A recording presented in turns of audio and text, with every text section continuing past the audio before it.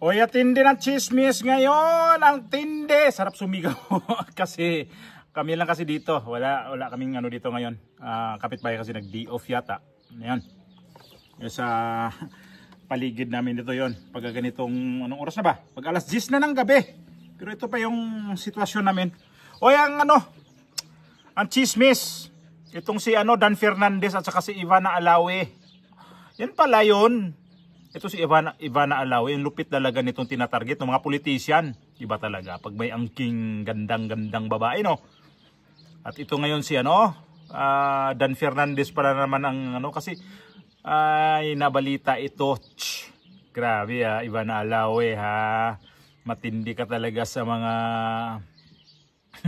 tinatarget mo. At may to sila ni yung mayor si Alvi Benitez ba yon? Ng Negros, mayor to no? O congressman din.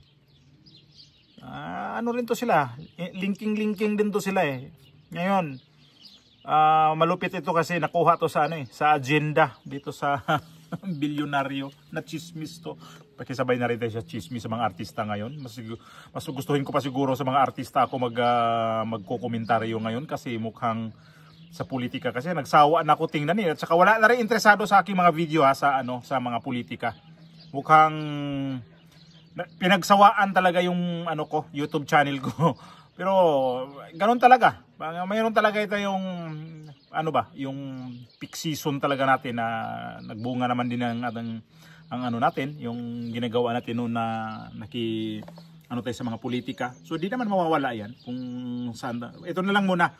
Ang ko ngayon ay mukhang mag-chill muna ako ng konti. Ayoko munang mag-vlog talaga ng todo kasi pinakiramdaman ko muna aking YouTube channel. Para naman akong tanga kasi pagka mag-vlog ako na wala namang audience. Kahit sino, 'di ba? Parang kahit sa TV nga pagka wala kang audience, automatic yung programa mo. Titigukin 'yan. Iba naman dito sa pagbablog. Kaya lang pag nagbablog ka, siyempre kailangan pa rin natin yung may mga views ka. Hindi naman ako naghangad talaga ng views na marami. Pero ganyan ba naman na umabot ako ng 90,000 na subscriber pero makikita ko yung views ko na sa mga hindi man lang umabot ng 500. Mukhang nakakadismaya rin naman talaga So okay lang kung talagang ganun talagang buhay natin na mayroong peak season. Parang parang may buwan talagang harvest o mayroon talagang season talaga na maganda ang season siguro. So tanggap ko naman talaga. Na unti-unti ko naramdaman Sabi ko mukhang wala nang kakagat. So yun lang na ko doon. Sabi ko ito lang muna. At least ito si Ivana Alawi at saka itong si Dan Fernandez. Ito si Dan Fernandez dito nanalo na pagiging gobernador ng Laguna. So minalas to may yung akala siguro yung puhunan niya noon yung quadcom. Akala siguro niya doon siya kukuha ng magandang pabilo ba magandang suporta, pero hindi niya nakuha yon ng suporta sa mga tao kasi hindi siya sinuportaan sa mga taga Laguna. At ngayon natalo na siya at ito na ngayon swerte pa rin panalo pa rin sa nito ni Ivana Alawi kasi ito si Dan Fernandez may katandaan na rin to pumatol pa rin to si Ivana Alawi. Iba pa rin yung may pera kasi ito mga artistang klase mga ganito si Ivana Alawi may naman din to, may income kasi nagba-vlog naman din to at saka artistahin naman dito, artista to kaya lang pag kanyang pagka-artista sinabayan din niya ng pagka-uwag-uwag ba. Matindi talaga itong may mga itsura kasi sabayan talaga nila ng uwag-uwag kring-king sa mga ubang mga tao. Ayun video ng agenda. Pasok ko muna. Huli pero di kulong. Imbes na thirst trap, tila si dating Congressman Dan Fernandez pa ang na-corner ng netizens dahil sa kanyang bagong video. Pinagpiestahan ang mala Get Ready With Me entry nito na pinost sa Instagram.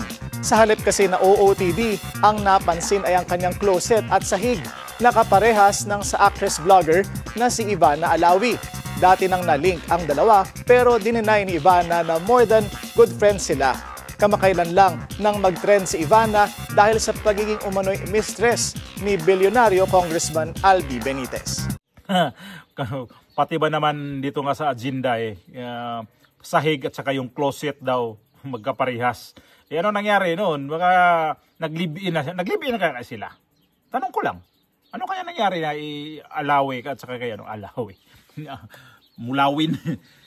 Okay, yan yung latest chismis natin. Mas maganda chismis na lang. At gusto ko rin i-chismis ito si Gretchen Barito kaya ano kayang kapalaran nito sa sunod na mga araw, no? Kasi may kaso na kakasuhan to damay sa mga yung missing sa Bungiro, damay din siya pero swerte si ito si Ivana Alawi kasi ito si Albi Benitez ay to siya,